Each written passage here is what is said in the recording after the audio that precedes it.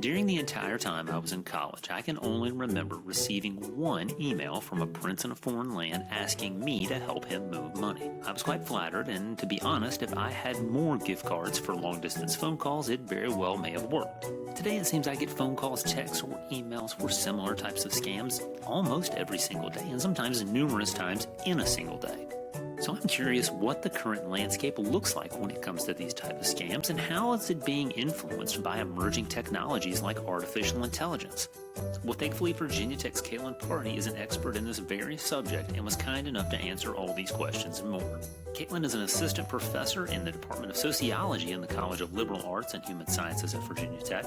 Her research focuses on both the offender and victim sides of cybercrime, sexual violence, and online manipulation scams. She is also a certified mediator and holds a European certification in cybercrime and electronic evidence. So Katalin and I talked all about how these emerging technologies are helping turbocharge scam calls, and she explained to me what this term social engineering scams actually means and how it really preys on some of our natural interactions with one another. She also shared about a project that she is working on with a retirement community in Blacksburg to help empower elderly folks to be better prepared when it comes to facing these scams. And she shared some great general tips that both you and I can put into practice today to help ensure that we don't get sucked in by that same prince that I interacted with in college. Though if that was real and you are listening, I apologize for dropping the ball there. I'm Travis Williams, and this is Virginia Tech's Curious Conversations. Well, I want to talk to you about emerging social engineering scams, but I think maybe a good place to start that conversation is I know there's a lot of artificial intelligence. There's a lot of other emerging technologies that are out there. And I'm just curious, what does the current landscape look like when it comes to scammers and scam calls, scam emails, just the whole breadth of scammers? So the biggest shift is not that scams are brand new, but that they are now faster, cheaper, more personalized, and more believable thanks to AI. AI helps scammers write more polished messages, intimate voices, create fake identities, and scale outreach across emails, text, social media, and even video. I don't know how interested you are in numbers. This is what we usually do to demonstrate the scale of scams, AI-related scams. So the FTC, the Federal Trade Commission, reported more than $12.5 billion in fraud losses, according to the latest report. The latest report comes from a couple of years ago, 2024. I will have the opportunity to look at 2025 in mid-April, because usually that is when the latest report comes up in mid-April. So when I'm talking about loss and the scale of scams, I'm talking about the latest report. That means 2024. So according to this report, people lost over $3 billion to scams. So that started online. And the IC3, the Internet Crime Complaint Center, reports that internet crime losses are even higher. The losses are over $16 billion. Phishing, spoofing across the most commonly reported crimes. So in summary, AI is not replacing classic scams. It is, so to say, turbocharging them. Impersonation scams remain central, but now the fake bank representative, the grandchild, employer, or government official can sound more convincing because of AI and arrive through multiple channels at once. Text scams are also surging. The FTC reports show that $470 million is reported in losses to tech scams in 2024, more than 5 times the amount reported just 5 years ago. And so as a segue to typical scams today, the text-related messaging. So court-issued, maybe even you got these texts. There's a court-issued traffic violation notice going on that uses a QR code that you have to scan and pay your dues. If you don't do it, the court will issue another violation notice with an even bigger amount. And so we call it quishing, scam using QR code. And so what is it about and what tactics it applies? As I said, it comes to your phone as a text message. It says notice of hearing from a county court. There is highly official looking. It uses a QR code to resolve the issue. At first glance, it looks real. Now, let me tell you that for most people, it doesn't bother scammers that it looks real, because they don't need to fool everyone. They just need to fool enough people.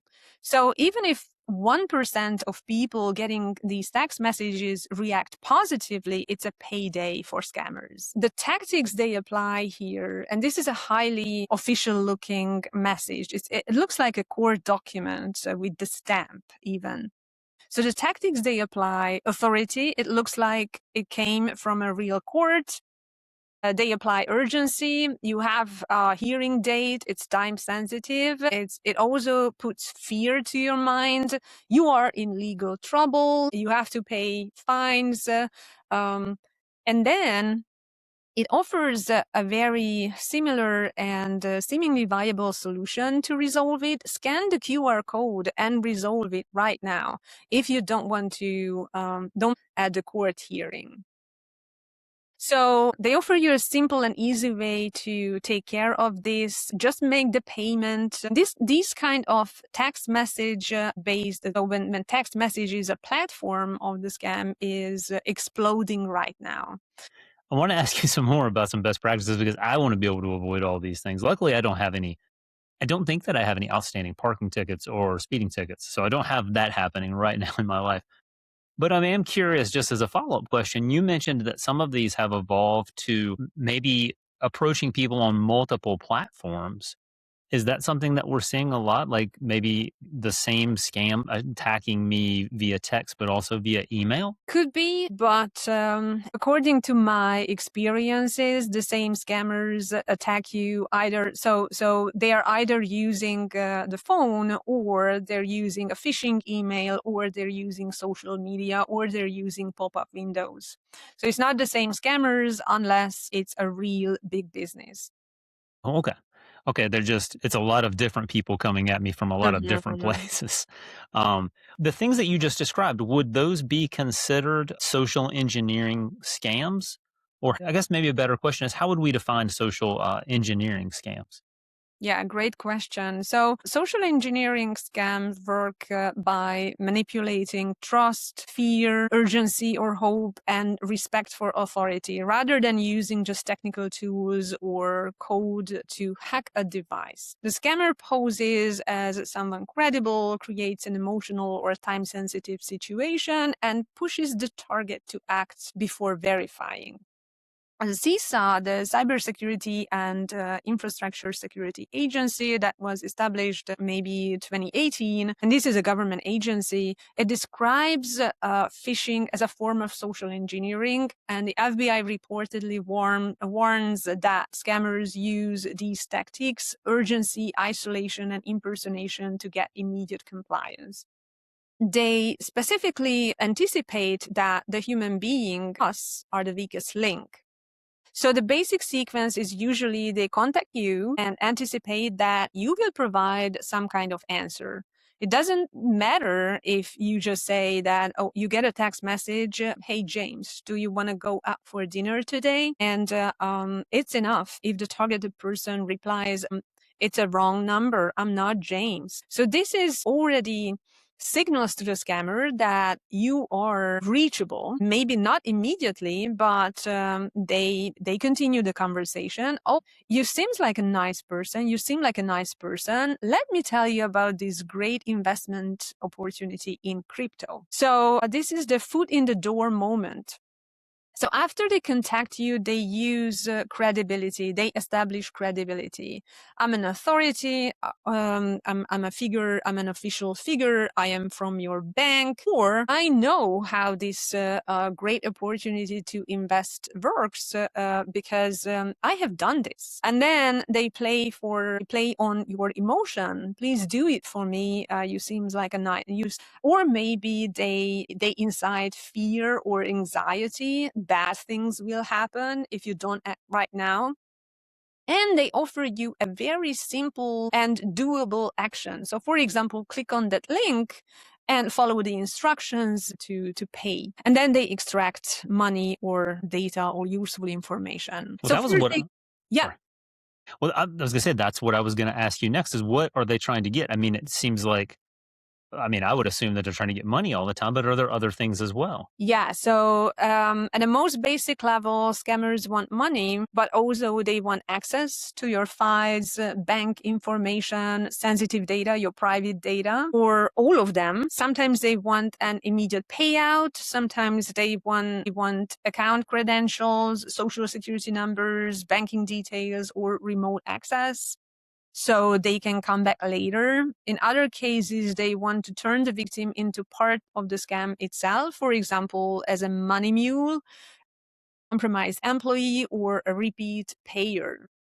The scammers are often not just stealing once, they are trying to move a person along the pipeline. From a target, you become a victim, and you can become a reusable asset. That is how scams can escalate. Yeah, that makes a lot of sense. Well, I believe that some of your work is in studying populations that might be more vulnerable than other populations to this. So I'm just curious, what populations of folks are the most vulnerable to these types of scams? So unfortunately, we don't have a precise victim profile or risk profile for the victim, so you cannot put your finger on the truth. This is usually more complicated. There is no single naive victim.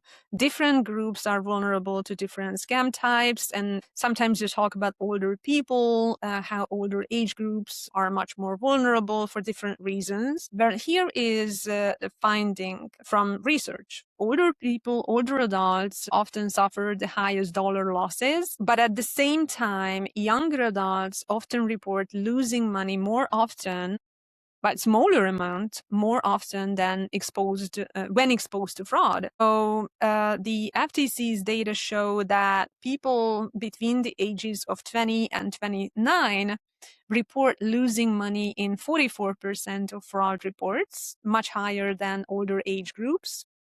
So the pattern is not older people get scammed and younger people don't, but rather younger adults are more frequently exposed and monetized, and older adults are often hit for more devastating amounts. Beyond age, the most vulnerable moments are usually when you go through some significant life transitions that function as emotional pressure. For example, you're going through grief, you're particularly lonely, you're involved in caregiving, you're an immigrant and you're just learning the culture and the clues, the signs, the rules.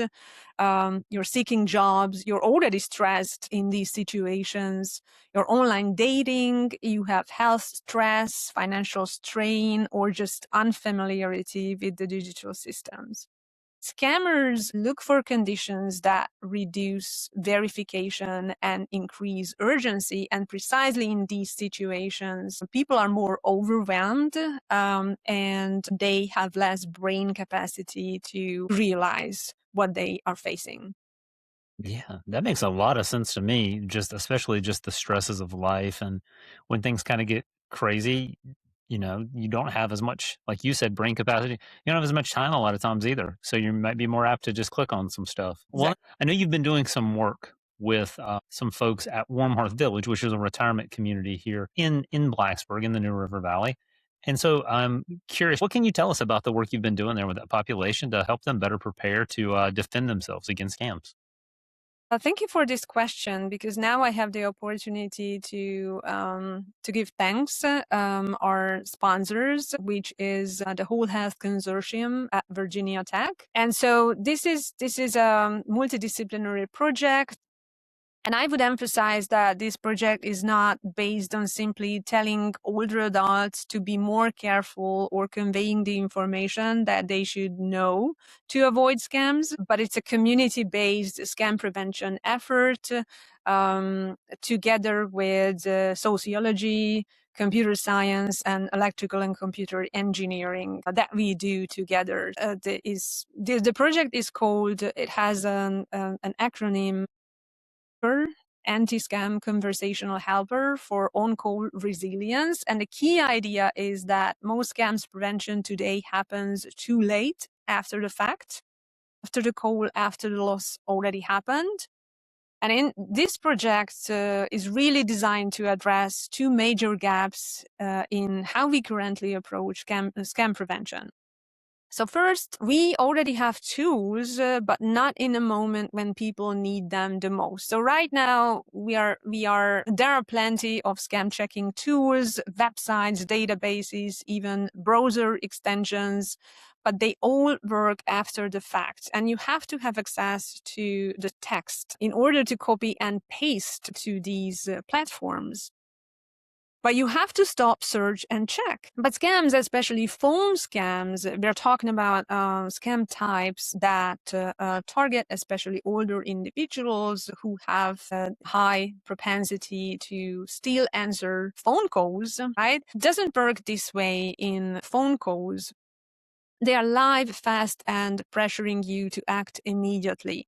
So what is missing is a tool that can listen while you are on a call and help you in real time. And that's exactly what we are building, a smartphone-based language assistant. It will be a large language or a small language model assistant that analyzes conversations as they happen, real time. It detects tactics like urgency, authority, or threats, and it gives immediate simple feedback. So pause, this sounds like a scam, and these are the clues. It explains why, and in a way that builds trust and understanding.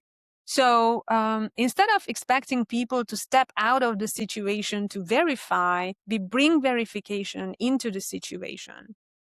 And the second gap, and we know it from earlier research, is that knowledge is not the problem, but the application of knowledge under pressure is. So one of our most important findings from past projects is that older adults know much. Sometimes they know even more about scams and digital fraud than younger age groups. So they already know the red flags. They can tell you exactly what a scam looks like and what they should do. But in real scam situations, something else happens. The scammer creates a sense of imminent danger. Your account is compromised. Your grandchild is in trouble. And this triggers a stress response. It's a very natural evolutionary reaction, what we call fight, flight, freeze, or fawn. That is, the fawn reaction means that following the instructions of the scammer, we hope that we will be let off the hook by doing so, and we can escape this very stressful situation easily. And in that moment, the logical, reflective brain shuts down. This is how we are designed by evolution, and people act on instinct. So the issue is not the lack of knowledge, but how people can access or cannot access this knowledge under pressure. This is where our project comes in. We combine the real-time phone app with a second piece, an extended reality environment that we are building right now. We want to simulate realistic scam scenarios, how fast-paced, confusing, emotionally loaded these scenarios are. And we will add elements like busyness, multitasking, because that's how scams actually happen successfully in everyday life. And we want to use this extended reality environment to train participants to pause, recognize the tactics, and follow through with learned responses. Because one thing is know what to do and what you should do. And the other thing, the next step is that you could apply these tactics in real time, in the reality. And of course, we won't hire real scammers, so it will be a laboratory situation, right? But still, we anticipate positive, significant, and positive outcome from this. And I should mention this because it's very important. It's co-designed with older adults, not imposed on them. And this is where sociology comes to mind. It combines social science and engineering, because the very first step of the programming is that we will ask Wormhurst Village participants, that core group of participants, what they need, what are the knowledge gaps, what are the reasons that they cannot apply their knowledge in these situations. And why we call it whole health is because scams don't just cause financial loss, they lead to stress, shame, and even physical decline when it comes to older populations. Yeah. Well, if I was to paraphrase all of that, and all of it sounds amazing, and I'm glad that you mentioned the Whole Health Consortium because I think they do really fantastic work over there. But if I was to paraphrase all of it, it sounds like that you are going to work with this population to figure out what tools they need first, where their gaps are, help them develop the tool, and then you're going to create some place where they can practice putting it to work, which just sounds great. In fact, there's part of me that wants to try something like that for myself. And that does, though, get me to, I guess, the question that I probably most need help with, which is what are some just basic best practices that I can put into place, anyone who listens to this can put into place to help keep them safe and more secure and maybe mitigate some of these social engineering scams? Yeah, thank you for this question. So the single best habit is slow down the interaction. Most scams depend on urgency. If someone says act now, that is exactly when to pause. Don't click on unexpected links. Don't use contact information provided in a suspicious message, and verify through a known number or website independently of the message that you got. So the practical set of rules that I would say would be useful for everyone, and it's simple: stop, verify, and consult. So stop before acting, verify through a second channel you already trust, and maybe consult another person if money, passwords, gift cards, crypto, wire transfers, or remote access are involved. The also very important, this is a technical tool. And I'm mentioning this because I'm hearing from colleagues all over the university and also from my friends how annoyed they are getting because of these multi-factor authentication systems, right? So in the past, we had two-factor authentication that slowed down the decision-making process, but now we have multi-factor authentication. And here is how it works for slowing down. By the time you go through all the authentication processes that requires you to verify your personality, your identity multiple times, it gives your brain a break, and you can let off the hook, and you can actually have time to realize that, hey, this is maybe I shouldn't verify myself, or I shouldn't give out my the information that was requested. Also connected to that, keep devices updated, avoid sharing the one-time passcodes that you have through the process. Treat any request involving secrecy, payment by gift card, crypto, or wire transfer as a major red flag. Unfortunately, verified social media accounts, professional-looking emails, and polished voices are no longer proof of legitimacy because, as we talked about it, scammers started to use AI already. And AI is very helpful to correct your mistakes and sound very professionally and look very professionally. So the real defense is not spotting every fake message perfectly. If you get a scam call or message, probably they have multiple red flags, but you have to just identify one weird thing or one red flag. That's usually enough to send your brain a message that, hey, this is probably a scam, and build habits that make it harder for scammers to rush, isolate, and manipulate you. And thanks to Katalin for helping us better understand the current landscape of scams and how we can better prepare ourselves to defend against them. If you or someone you know would make for a great Curious Conversation, email me at traviskw@vt.edu. I'm Travis Williams, and this has been Virginia Tech's Curious Conversations.